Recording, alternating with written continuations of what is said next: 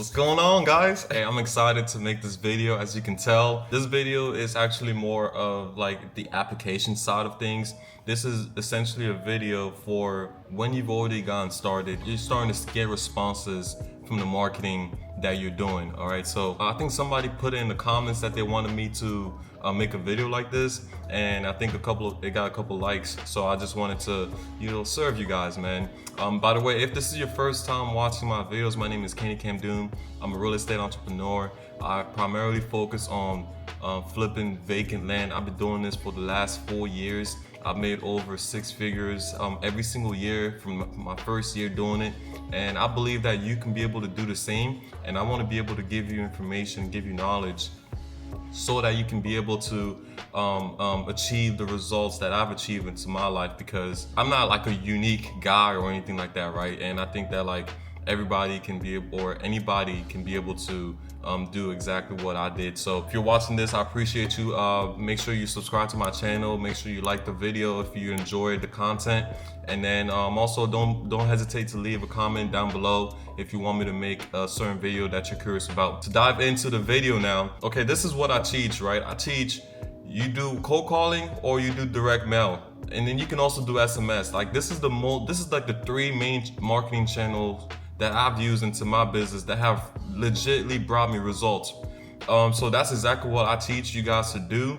If you guys have any other marketing methods, maybe you can try it. Like, I'm not gonna say that, okay, it's not gonna work, but I'm just saying, like, I don't do anything else, right? I started by doing direct mail, and direct mail is the most expensive route, but also direct mail is the route with the least hesitation. Like when you're cold calling somebody, they're gonna be like, who are you? Because there's a lot of scams that goes on when it comes to like cold calls and stuff like that. So people are a little bit more hesitant on like, oh, this might be a scam. So first and foremost, I want to dive into what you should be expecting as far as like type of conversations when you are dealing with a seller that's calling you back on your direct mail campaign. So this is gonna be the path of least resistance, right? Because like they get mail, they basically have in their head that you're already a legit company because you're spending money sending the mail. They're not gonna really question, is this a scam, right? They're not really gonna have that many objections. And I have a script down below, and I have like contracts down below that you guys can have access to for like how to handle calls basically. So you don't really have to worry too much about like, oh man, like what are they gonna say? Like, what is it? They're gonna like believe that I'm a legit company. Now, the main point of resistance that you're gonna be able to, get when you're in this business is gonna come from whether you're cold calling or SMS, right? So let me actually tackle those marketing channels, because how do you deal with like scams? Like, how do you deal with people thinking that you're a scam? And the only way to overcome people thinking that you're a scam is by having a legit business in place. When I teach in my course, I tell people, just get your LLC. It doesn't cost that much to get an LLC, and it just established like your legitness basically, right? You create your LLC, and you don't even have to have a bank account, but once you do create your LLC, you can get a bank account attached to your LLC.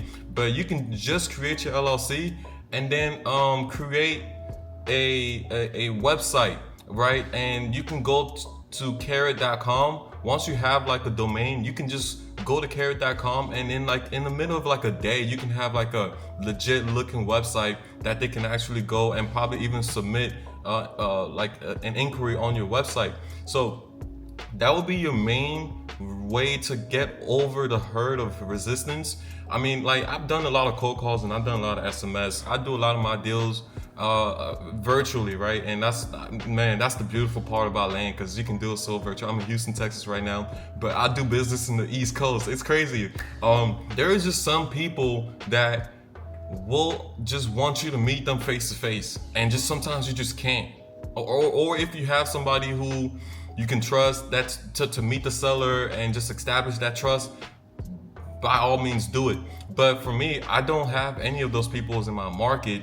So there will be like, it's not gonna be a few, it's not gonna be a lot, it's gonna be a very small percentage of people who are just don't want to do business with you unless they can see you face to face. And what do you do with those people? You just kind of just like let them go, find another opportunity. And I know sometimes it hurts because like the opportunity might be 10, 20, 30 grand. If you believe in the opportunity that bad, take a flight and go meet them in person, right? Like by all means.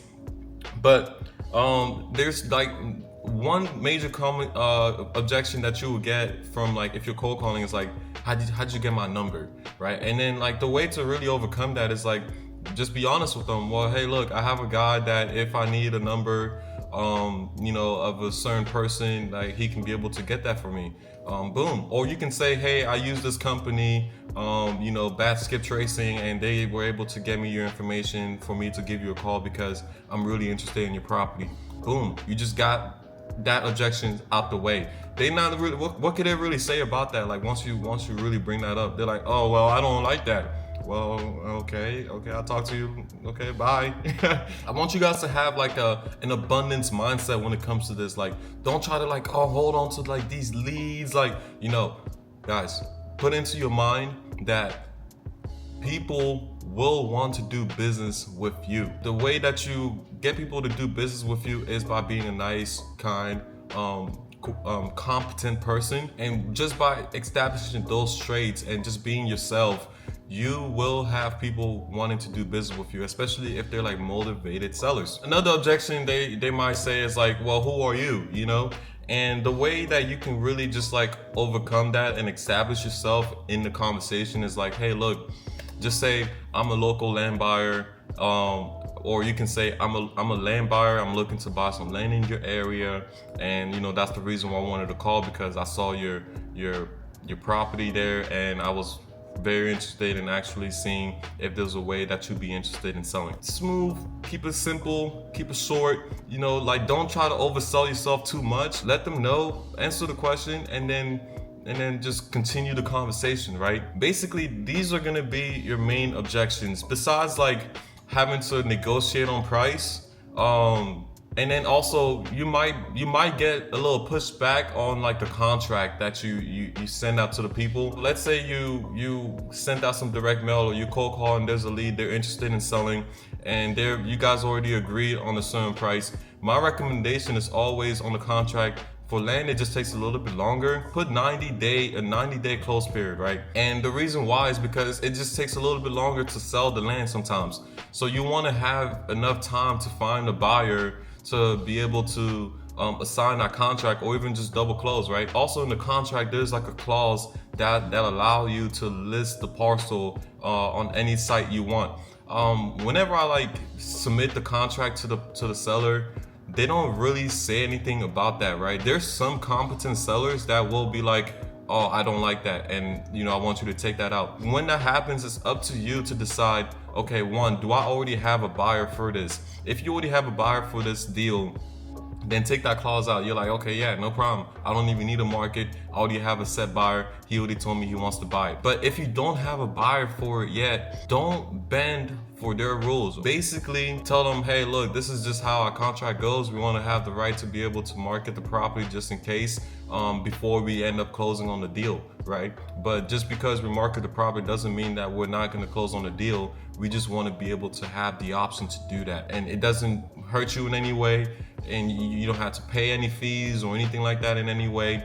This is just strictly something that we will prefer to have as an option. When you say it like that, if they have a lot of pushback, then you just have to pick and choose, like, do you want to deal with this or do you not want to deal with it, right? You can be able to go ahead and have that established. So those are some of the pushbacks that you might have when you send the contract, and some of the ways that you can overcome it. And then also with the 90-day period, and they're like, oh, why is it taking so long? I thought you guys were cash buyers. You're like, yeah, but we want to be able to do research, and we want to be able to inspect on the land. We don't want to just throw money in land without knowing what we're getting into. We want to get a full understanding of what what we're getting ourselves into.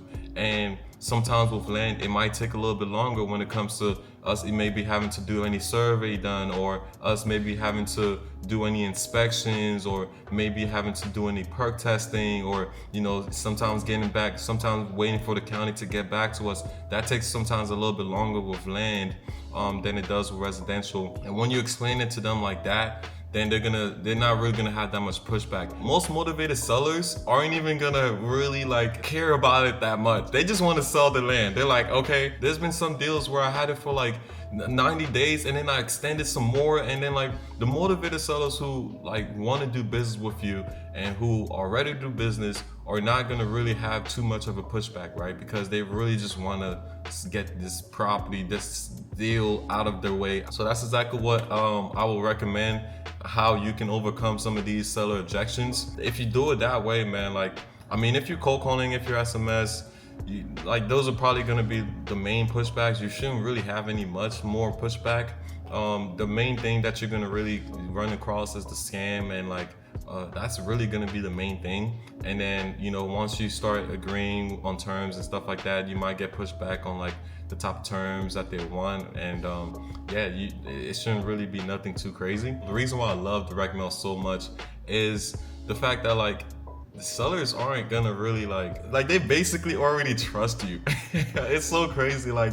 They trust you, and then when they call you back, they're already ready to do business, assuming that you guys agree on the price, obviously. That's why I love doing direct mail. Although it's expensive, it's worth it, man. I will spend maybe 30 grand in a year on direct mail, and my first year I think I spent 15 grand on direct mail and I made 6 figures. My second year I increased my budget, I spent 30 grand and I made over 6 figures, right? It really does work out for the best when you really consistently stick to a marketing channel. That's why I would always recommend you start with one, and then once you master that one, you stack on top. Let's say you cold call, you got the list, you only have $700, you were able to cold call, and you got one deal.